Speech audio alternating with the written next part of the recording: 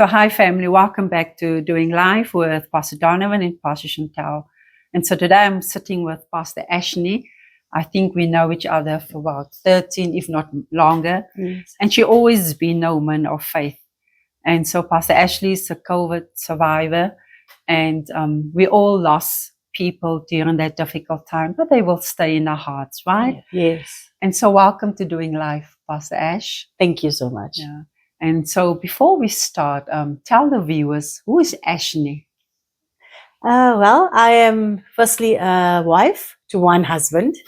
I'm a mother of 3 children, 3 girls, and then I am a woman of God. Yes. I love the Lord with all my heart, and I have served Him all my life. Yes. And I'm also a person who loves life. I'm learning to love reading again. I like hobbies. I like being creative. Yeah. And I love to look at life in a way that is personal to me, in a sense that every day matters. Yes. And people matter. That's right. People need to matter Yes. in today's life, because Yes. people get overlooked Correct. and they Correct. feel they don't matter. Mm. And so when you got tested when you got tested positive for COVID, what went through your mind? Did you anticipate that your journey will get so difficult? No, I didn't. I didn't even think it was that bad. Because I think it was in 2021 when I got tested positive.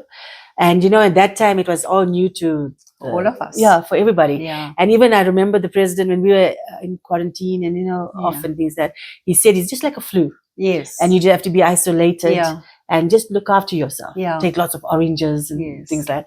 And so for me, it was, I never ever thought I would get it. Wow. I was saying, no, I'm not going to get COVID. Yes. And protected, put the Yeah. mask, did all the things, ticked all the boxes. Yeah, ticked all the boxes. Yes. And I really didn't want to get it, especially at that time, because it was coming closer to our birthdays and things like that. So I remember there was a funeral at work, so we were helping them with it. And when I came back to my office that day, I felt a little bit like fluish. Yes. And I even said to another colleague of mine, I think I'm getting a bit of flu, but I'm going to go home, take some meds. Yes. And then I'm going to be better. Yeah. So I did that on that Friday. I took the meds and things like that, and I felt better. I carried on. But Saturday and Sunday, I didn't know what happened. Then Monday, my brother said, no, you must go to get yourself tested. Yes. Yeah. I didn't really want to go. Yeah. But then when I got on the morning, I went to get myself tested, my husband and myself. And then when I came back the evening, we got the results. Okay. It said positive. Were you both positive? Both were positive. Okay. And then they gave us meds and things like that. And I remember my brother coming, he brought us the oximeter, and because I didn't have all those things, because they say you have to measure your oxygen and things like that.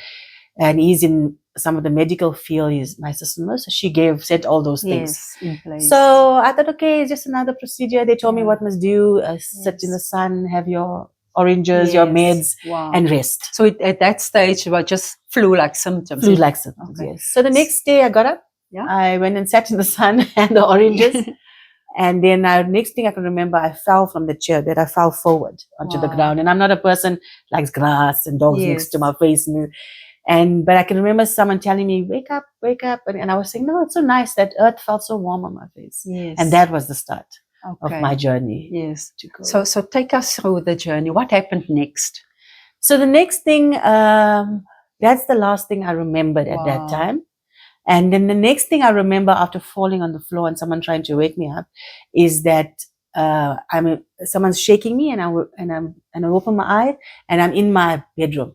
I'm on the bed. Someone propped me on the bed, but then I can see in front of me all the medics were there. They turned it into like a hospital room. Wow. I didn't know what happened from that. That was Monday, and this was Friday.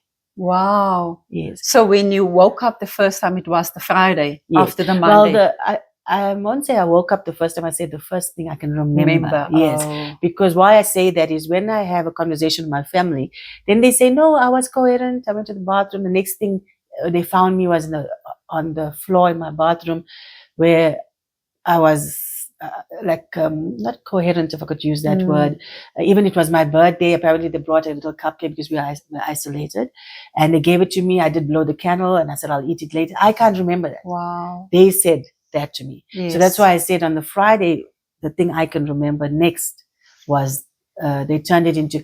But the story that I heard was that I had responded. I spoke about sleeping all the time, most of the time, both Pastor Chris and myself. Yes. And then they brought food and things we were eating or wasn't eating. I didn't even ask those questions.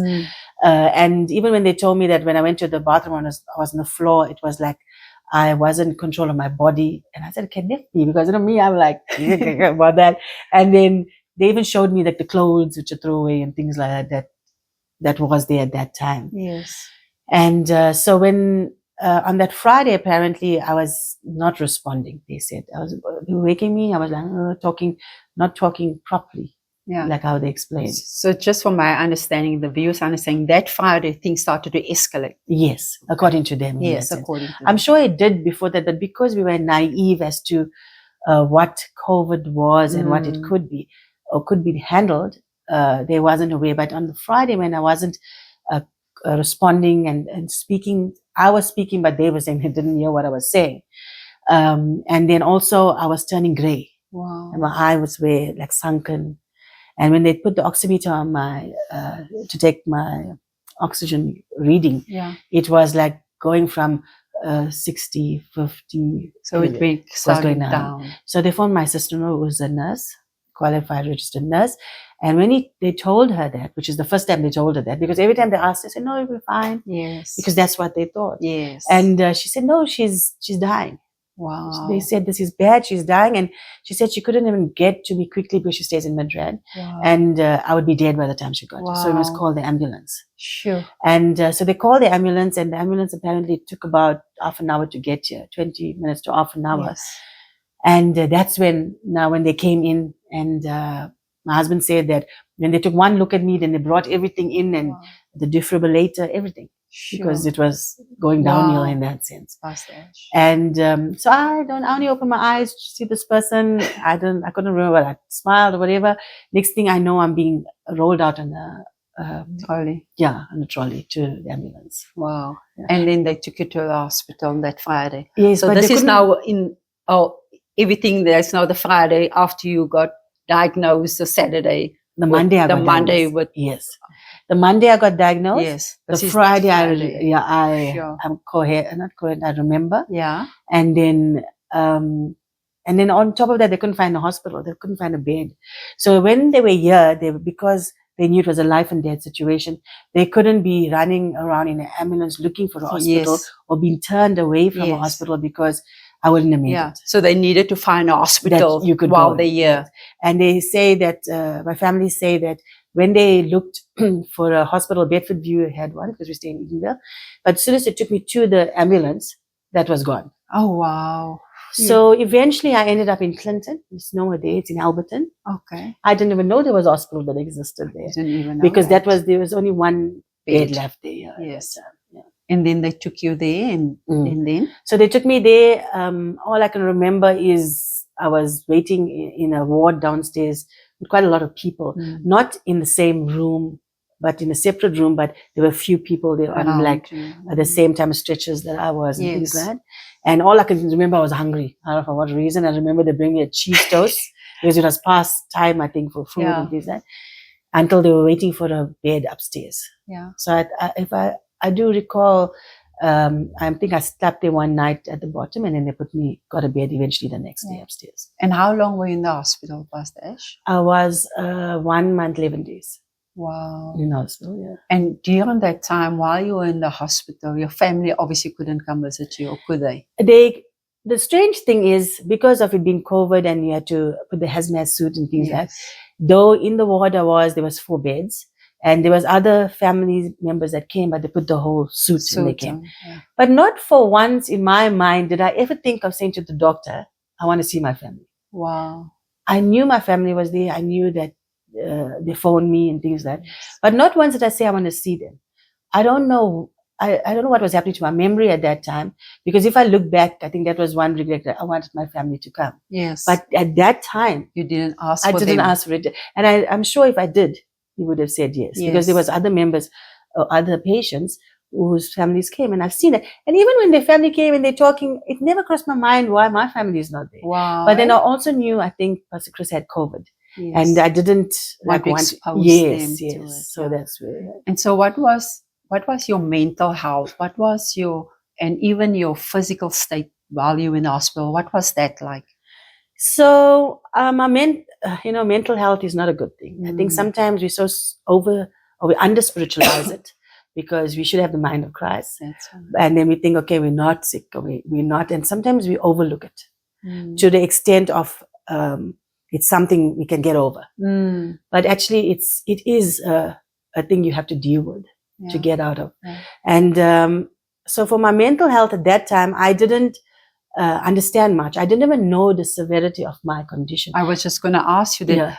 Were there ever, while you were in hospital, were ever a time that you were thinking that you're going to die?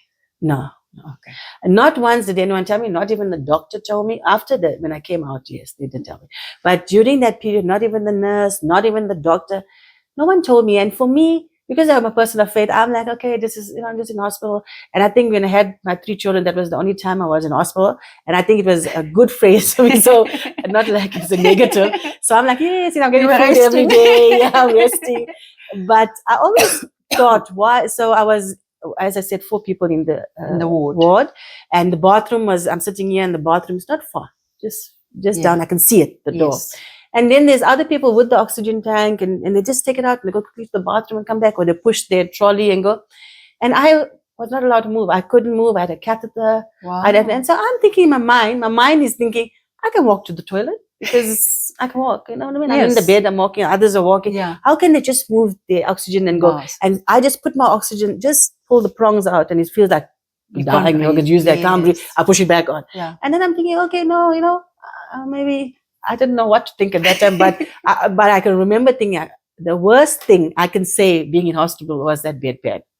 It was, never would I want anyone to go through that, because then they close it and you feel so useless because it's just your body, and you can't even lift it. They have to lift it and they wipe you. And it was that, I think for me, that was the severity. It was the toilet, in that sense. Yeah. But again, I never realized my condition. I never realized how bad I was until I think after about, 3 weeks or something, they wanted to, when I was more coherent, they put me on a chair to sit because they were cleaning my bed and I fell off. So I couldn't even sit on a chair like this. I lost all muscle mobility, all strength, everything. And then I realized something was, not right, because I couldn't walk from the bed to the chair. They carried me, put me there. When they put me there to turned around to do the bed, I fell off the chair. So I couldn't sit like this. I was like going off. Yeah. That's when I realized, okay, something is not right, especially with the catheter. Right. When other people are walking, I can't walk. Yeah.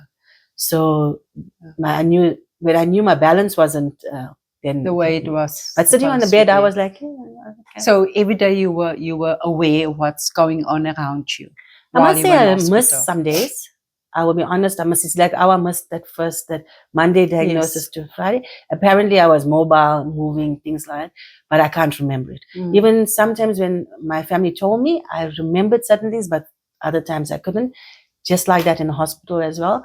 I remember most days, but there's some days I can't remember. Okay. It's even like when the doctor, I wanted to go home after that nearly over 1 month. And he said, you sure? And things like that. And then he asked me if I remembered a period in the hospital where I was in ICU. And I was like, okay, no. Then he said, remember me shaking you to tell you I'm putting a port? Yeah. And then it clicked. Then I remembered. Okay. Otherwise, I would never remember. Yes. So I remember that he was putting a port, and I didn't know I was in ICU. Yeah. I just know they were saying, he shook me and he explained to me he's putting a port. I didn't even know what a port was. Yeah. He put it on my shoulder and he was explaining that they're feeding me through it. They're giving me medication through it because I wasn't responding in any other way. Yes. And then I remember closing my eyes. I can hear the doctors. I can hear the nurses. And what stood out to me there was that when the doctor said, he was talking to the nurses about my condition, I didn't understand every other word, but he said ventilator. And when he said ventilator, for some reason, that word stood out. Yeah. I don't think to the severity of what a ventilator was, but I think my memory picked up what a ventilator was. I didn't understand it, but it picked it. Yeah. And I remember I couldn't speak, I couldn't talk, but in my mind, I said, Daddy, I don't want a ventilator. Anything else but the ventilator. And then I can't remember anything else after that. And then I hear a story after that about what happened. Wow. So was there ever a time while you were in hospital that the doctor told your family that you're not going to make it? Yes. So I was put in ICU because my oxygen was not coming up at all. And that's the time they decided that they want to put me on a ventilator. So the doctor reminded me when I was leaving that if I remembered that part. Yeah. And I said no, but until he said the words a port, then I remembered. So I remembered when I was in ICU that he had woken me up and I can see the room is dark and things like that. And then they're tugging me and he's explaining to me they're putting a pot on my shoulder because they're going to feed me and inject. I don't know what it was at that time, but now I know that they feed you and give you a medication and things like that through that because your body is not responding. Yes. And then I close my eyes and I can hear them whispering. And it's so ironic, the word ventilator stood out. And when I heard the word ventilator, I in my mind, because I couldn't talk and my body couldn't move, I just said, Daddy, I don't want to be on the ventilator. Anything but not the ventilator. And I can't remember anything else. Okay. But apparently during that period of time when I was in ICU, they had phoned Pastor Chris to say that that was their last option. They're going to put me on a ventilator. And then if that doesn't work, then he has to say bye. Wow. They phoned him to say bye. Yes. Because they're trying to give me the last chance. Yes. And while they were talking to him and deciding to put me on the ventilator, because they have to monitor your oxygen. Yes. So, because it was below 90. Yeah. So as they were saying, okay, now is my chance to take out the pronged oxygen and put me onto the ventilator. Just before you can do that, my oxygen, that needle moved from like 50, 60, 70, and stopped at 90. Wow. It stopped and it stayed there for a couple of days. That they even left me in on that ICU for 5 days with the ventilator next to me, just in case it drops. Yeah. Because he couldn't even understand what happened. But I believe it was God Lord. and who heard what I spoke in my mind, not even through my mouth. That's right. In my mind. And then he saw me through. And I'm so ever grateful for that. And also, for your oxygen to go up, your husband didn't have to speak those words to say goodbye on the phone. Wow. And that's he actually was very confused because they told him to say bye and then all of a sudden, and they said, now I'm changing it to the ventilator. And then he heard all this noise and rattling and then they cut him off. Wow. So, I mean, it took about an hour or two before he could get back and call and then they explained to him. But I mean, imagine what he was thinking. He thought I was dying or dead in that sense. So tell me, Pastor Ashne, going through this whole experience, did it change your perception of life? Yes, totally. It changed me to a point when I came home, even people didn't understand me. When I came home, I was an oxygen tank for 1 year, 8 months. Wow. And I really didn't think I was going to make it with that. There were bad days and good days. And I think the people around me, like my family, who loved me a lot, who cared for me. I couldn't walk. I couldn't do things. They cared for me. It took a lot for me, for other people to look after me because I was always looking after them. But life for me was not guaranteed because I had that near-death experience. So I was like wanting to do everything I wanted to do. I wanted to do it and I wanted to do it now. And my daughters would say, oh, Mom, why? Just wait tomorrow. And it was like that urgency of the hour was very important to me. Also, the thought, where I was not going to make it. I was going to live on an oxygen tank for the rest of my life because every time I took it out, I had to have it back. Wow. I mean, that mental health itself was a big thing. I remember sitting on my bathroom floor and saying, Lord, take me. And yet I felt guilty as well because there's so many people dying around me. And here I was saying, also take me. But it's real. That's why sometimes we mustn't disregard the doctor's advice because faith is a spiritual thing and we all have faith and it's strong. But your body is a physical thing. That's right. And the thing that I went through with my body, it needed healing. It needed the medication. It needed the physio. It needed to learn to walk again. It needed to learn to breathe. Even I had training how to breathe. Wow. Because I think when we come out as a baby, they just whack our bums and we breathe. Yeah. But actually sometimes we don't take deep enough breaths to sustain us and our lungs. And don't we take that for granted? We get up every morning and we breathe in. We take it for granted. Exactly. And here you had to learn to do all those things properly again. Yeah. And it wasn't an easy journey. It was a very difficult journey. It took me about 3 years, even about 3.5 years to sit in front of you like this and to speak and even to articulate my words, even to understand what I'd been through because my body had been through a lot. I had to, as I said, learn learn everything Yeah. again. And even to a point, and I'm not afraid to say it, I even thought of God, let me take my life. Wow. Wasn't an easy thing Because it was like worthless living, because Yeah. everyone's doing Yes. it for you. You got that oxygen thing that Yes. is following you. And that time we also had load shedding. Wow. So there are times where they had to put me into the bakkie and drive me to places to get oxygen. And there I felt like I was a burden. Sure. Yeah. They didn't say it. Yes. But the but mind the enemy yes, played with your mind. because yes. Yeah. So the mind and so powerful. yes, because what you think, it shall be. And at that time, it was the darkest. I had PTSD and things like that. I don't even know what it was at that time, but I had it. And I recognized that the mind was playing games. The mind was telling me no. And even to the point of not wanting to sleep at night, because I thought I was going to die. You're going to wake up again. Because I remember in the hospital one day, I had the oxygen in the prong, and then the nurse comes past and she pushed it. It was, falling down, and she pushed it up my nose, and she said, "You must put it there, because the first lot of people, we didn't know why they died of COVID. It was because of the oxygen, because the oxygen came out. So you need to have oxygen." So at the hospital, I was fine. But when I came home, there was no one watching me 24 hours. And then it was load shedding and things like that. Yes. So the enemy plays. Yeah. Spirit of fear, I can imagine. And it's normal. We're human beings. Yeah, because the Bible is clear. It says, in 2 Peter, it says, He hasn't given us a spirit of fear, but a sound mind. Yes. And sometimes we have to build on that sound mind. And we don't build when we are in the problem. We build before that problem. That's then right. It's strong. That's where I believe, with all the grace of God, no glory to me, all glory to God, is that because of where I was grounded and how the your foundation was built on the word. And the Lord brought me through that foundation. And not knowing many things and not being aware of the severity of my condition also helped me. Yes. Because your mind plays, it's like lots of time when you get a diagnosis, you concentrate more on the diagnosis than what the Lord tells you to do. Yeah. And that's what feeds your body. Because when you believe what the doctor says, then my body believes, okay, now I got the pain. Now the pain is... But if you had never knew that diagnosis, you would have still carried on the faith. You said something to me before, and what I want you to say that to the viewers as well. You told the Lord something that about when you die, you more. Yes, I was when I was in my bad patches, and I knew that death was not a problem. But I said, "The Lord, I'm useless in the grave."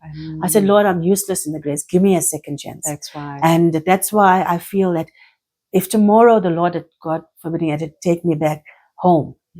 And he said, "I gave you a second chance. What did you do with it?" Wow. And that's why I think that severity of coming out and wanting to do everything immediately, and also bringing my testimony out. Because when people look at me now, and even if I have to tell them my testimony, they're like, never. Yes. I never thought. And yet closer to that time, I also was uncertain. I also was not able to talk properly. So the enemy also came, "Oh, how can you speak?" and things like that. So be better. So when will you be totally better to give your testimony? There's never a time. But don't let the enemy stop you from giving, because each one of us has got a testimony. That's right. Each one of us has got a story. That's and right. it will help another person. That's right. So my testimony is that God is so good that He hears me even when I do not speak it. That's right. He loves us even when we are unlovable. That's right. And that He even gives us second chances to love His people. Wow. And that's where I am at this stage, is that I want to, if I can go through it and I can know the goodness of God. There's so many other people going through so many other things. And my what advice to them is to trust the Lord.